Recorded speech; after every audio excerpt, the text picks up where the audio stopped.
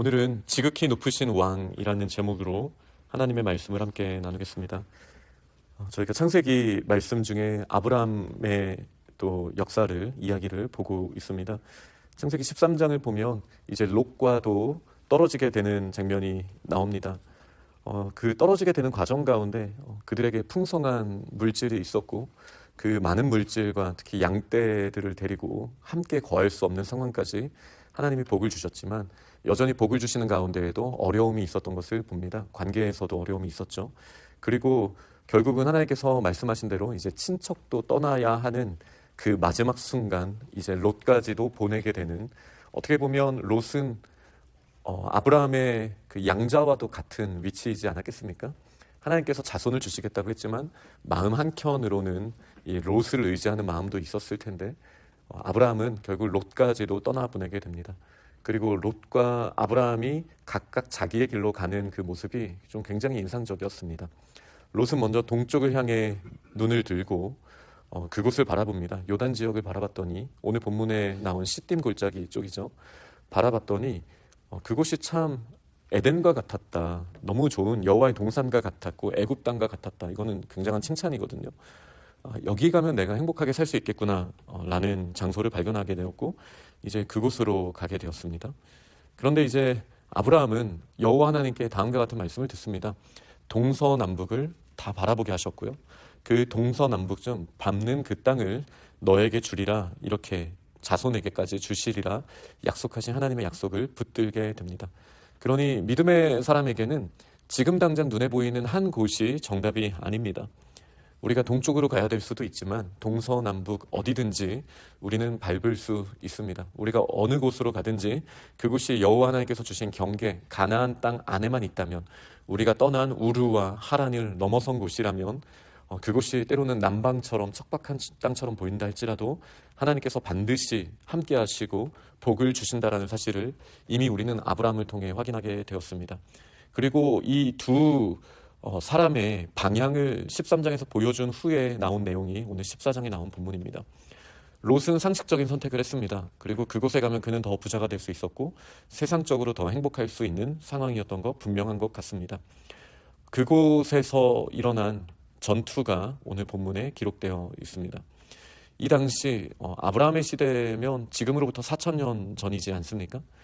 이 당시에는 고대의 바벨론 왕국도 이제 크게 보면 두 개, 신바벨론, 구바벨론을 생각할 수 있는데 예전 바벨론 제국이 세워지기도 이전이라고 생각하시면 됩니다. 이 수메르라는 좀 신비한 제국의 거의 끝물 정도. 그래서 이제 도시의 왕국들이 서로의 힘을 마치 삼국지처럼 그렇게 이제 일어나고 있었던 4,000년 전을 지금 저희는 배경으로 보고 있습니다. 이 4,000년 전의 맥락에서 지금 이 4명의 왕의 이름들, 신할 왕이라고 했을 땐 바벨론 쪽을 말하는 거거든요. 그리고 나오는 뭐 엘람 이렇게 봤을 때는 지금의 이란 쪽, 바사 쪽, 나중에 다 제국이 되는 왕들이죠. 이 곳에서 힘이 있었던 4왕, 그리고 나머지 5당, 4왕과 5당의 싸움이라고 생각하면 5당이 유리하겠다라고 생각했지만 이 4왕은 메소포타미아 지역을 다스리는 제국의 기초가 되는 그런 지역의 왕이었고요. 이 5왕은 이 소돔과 고모라를 포함해서 이 시딤 지역의 아주 지역적인 장소에 영향력을 가지고 있었던 왕이었습니다. 당연히 세상의 기준으로는 전쟁이 안 되죠. 그들이 이 5왕들이 어떻게 살았는지가 오늘 본문에 보면 잘 나옵니다. 우선 큰 왕과의 계약을 통해서 그들을 섬기는 선택을 합니다. 4절에 보면 12년 동안 그돌라오메를 섬겼다 라고 이야기를 하고 있죠. 이 그돌라오메를 섬기면서 더 큰 나라의 눈치를 보면서 그렇게 살아갔습니다. 그리고 이 시딤 골짜기에 살았기 때문에 그들에게는 많은 물질의 기초가 될 수 있는, 여기 나오는 역청이라는 것이 우리가 바벨탑을 쌓을 때도 나왔던 내용들이지 않습니까? 그들이 성을 쌓는데 중요했었고, 또 동시에 방주 사건 때도 나왔던 것을 돌아봤을 때 예를 들어 방수의 역할을 하기도 했던 게 이 역청이라고 할 수 있겠습니다. 지금으로 치자면 원유가 터지는 곳 정도라고 생각해도 될 것 같습니다. 굉장히 중요한 자원이 있는 곳. 그러니 이 소돔과 고모라가 얼마나 경제적으로 풍요를 누릴 수 있었겠습니까? 근데 한편으로는 그 풍요가 있었기 때문에 더 큰 제국이 가만 내버려 두지 않는 상황이기도 했습니다. 그러니 어떻게 보면 물질이 있는 곳에 사람들의 욕심이 부딪히게 되고 그 부딪히게 되는 욕심으로 말미암아 하나님의 의를 떠나는 죄성이 더 드러나게 되는 일들은 역사적으로 언제든지 얼마든지 일어날 수 있는 것이죠. 이렇게 이곳에서 아주 부를 누리기를 원했지만, 시띵 골짜기에서 부를 누리기를 원했지만 그들은 그 부 때문에 더 불안해하고 또 더 큰 나라들의 눈치를 봐야 했던 상황이었습니다. 그러니 롯은 오죽하겠습니까? 소돔과 고모라 지역으로 갔는데 거기에 왕도 아니잖아요. 이 눈치 보는 왕이 있는 곳에 가서 결국은 탐심과 탐심이 부딪히는 그 곳에서 얼마나 불안한 삶을 롯이 살아왔겠습니까?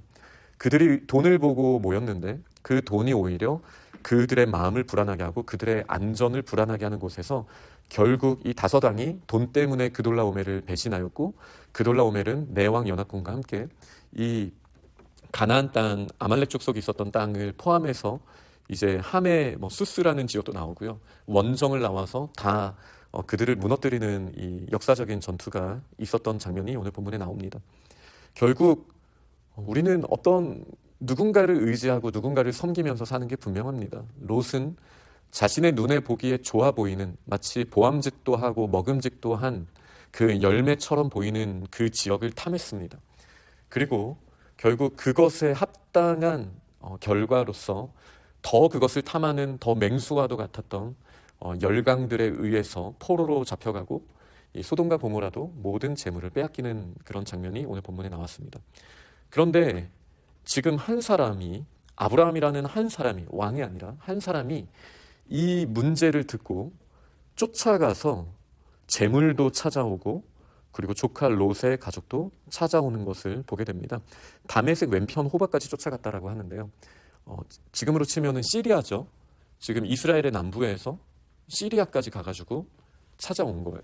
엄청난 일이지 않습니까? 나라들이 무너졌는데 한 가문이 가서 자신의 친척을, 그리고 그들이 빼앗아간 재물들을 찾아오게 되는 일이 있었습니다. 저는 이것이 지금을 살아가는 저희들이 반드시 기억하고 또 도전받아야 할 본문이라고 생각합니다.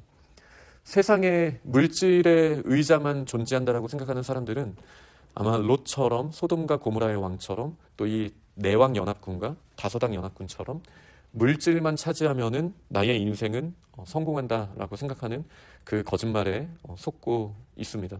그런데 창세기 13장에서부터 아브라함은 달랐습니다. 지극히 높으신 왕이 여호와 하나님이심을 인정했습니다. 그는 이미 동서남북 모든 땅을 약속으로 받았지만, 그러나 그 모든 땅이 하나님이 주신 것인 것을 알았기 때문에 그것에 대한 어떤 탐심도 부릴 이유도 없었습니다. 그는 남방으로 가며 하나님과의 깊은 관계만 가졌습니다. 그러나 그는 하나님이 맡기신 그의 가문 안에서 해야 할 책임을 다했던 것을 오늘 본문을 통해 보게 됩니다. 여기 보면 이제 집에서 길들이고 훈련된 자 318명에 대한 이야기가 나옵니다. 아브라함은 자신의 집에서 318명의 양육을 했습니다. 그리고 그들을 통해 문제가 있을 때 단까지 쫓아갔다라는 말이 나오는데요. 이 단은 하나님께서 주신 북부의 가나안 땅 북부 경계에 그래도 아주 넓게 봤을 때는 유브라데강까지라도 볼 수 있는데, 그런데 아주 좁게 말할 때까지는 단에서 부엘셰바까지라는 게 굉장히 좁은 하나님의 나라의 기준이거든요. 그 경계라고 할 수 있습니다. 다시 말해 하나님께서 주신 약속의 땅까지 쫓아간 거예요. 그리고 하나님께서 이미 허락하신 곳 안에서 자기가 하나님의 방식으로 기른 이 318명을 데리고 가서 회복한 것을 보게 됩니다. 이게 지금 저희들이 준비해야 될 면입니다. 우리의 가정에서 우리들이 이렇게 길러지고 훈련되어야 하는 하나님의 사람들임을 인정해야 됩니다. 우리 교회에서도 마찬가지입니다. 저희는 하나님의 말씀으로 또 기도로 늘 훈련되고 양육받아야 합니다. 그렇게 훈련받아서 하나님의 나라에서 이 롯과 같은 문제가 생겼을 때 언제라도 가서 그곳에서 하나님의 나라를 선포하고 회복하는 일이 있어야 합니다. 이 가정에서 기른 318명과 이 군대가 부딪혔을 때 누가 이깁니까? 이 318명이 이깁니다. 왜죠? 지극히 높으신 왕이 우리 여호와 하나님이시기 때문입니다. 아브라함은 일관적으로 하나님 앞에 제사를 드리고 예배 드렸던 사람입니다. 그리고 이렇게 승리하고 돌아왔을 때에도 마찬가지입니다. 하나님 앞에 예배 드리고 또 멜기세덱이라고 하는 예수 그리스도의 예표가 되는 대제사장 앞에서 하나님께 예물을 드리고 하나님께 영광 돌리는 모습이 나타납니다. 그러면서도 그는 자기가 왕이 될 수 있는 또 유혹에 놓였었지만 다윗이 사울을 죽이지 않았던 것처럼 지금 아브라함은 소돔 왕을 자기가 통제할 수 있는 그 위치에 있는 상황에서도 그를 정치적으로 외교적으로 이용하지 않기 위하여 재물까지도 다 돌려보내주는 세상에서는 쉽게 할 수 없는 선택을 합니다. 왜 그렇죠? 그에게는 지극히 높으신 왕이 한 분 있었기 때문입니다. 세상에는 자신의 방법과 많은 이 연합된 모습으로 자신의 안보를 지킬 수 있다고 생각하지만 그 일들은 언제라도 쉽게 뒤집어지고 넘어지게 됩니다. 견고한 기초가 될 수 없습니다. 그러나 여호와 하나님을 유일한 왕으로 모시고 나아갈 때 하나님께서 놀랍게 일하시는 것을 아브라함은 경험했고 또 저희도 그렇게 경험하게 될 줄 믿습니다. 말씀을 맺도록 하겠습니다. 저는 오늘 본문을 보면서 우리는 어떤 시야를 가지고 있는가, 정말 눈에 보암직도 하고 먹음직도 하면 이게 하나님이 나에게 주신 복이지라고 생각하면서 동서남북을 다 바라보지 못하고 이 시딤 골짜기처럼 나에게 뭔가 물질적으로 풍성하게 주는, 그러면서도 세상의 방법으로 연합했기 때문에 나의 안보도 지켜줄 거라고 생각하는 세상을 의지하는 시야에서 머물러 있지는 않습니까? 그렇다면 우리는 남방으로 가야 합니다. 아브라함이 점차 남방으로 갔는데 그곳은 그런 것이 없는 곳이었습니다. 광야, 하나님만 의지해야 하는 곳, 일용할 양식이 채워져야 하는 곳으로 아브라함은 가며 훈련을 받았습니다. 그뿐만이 아니라 318명의 집에서 기른 자들이요. 그런데요, 세상에서 용병으로 돈으로 산 군대와 기른 자들은 차이가 납니다. 저희는 이 수고에 게을러서는 안 됩니다. 우리 교회에 많은 분들이 지나가죠. 근데 이 지나가는 기간이 하나님 나라의 훈련소처럼 말씀으로 구비되고 하나님의 뜻대로 정말 땅끝까지 가서 복음을 증거하는 그런 하나님의 나라가 될 수 있도록 우리가 깨어서 기도하고 하나님의 나라를 확장할 수 있기를 간절히 축원합니다. 아멘.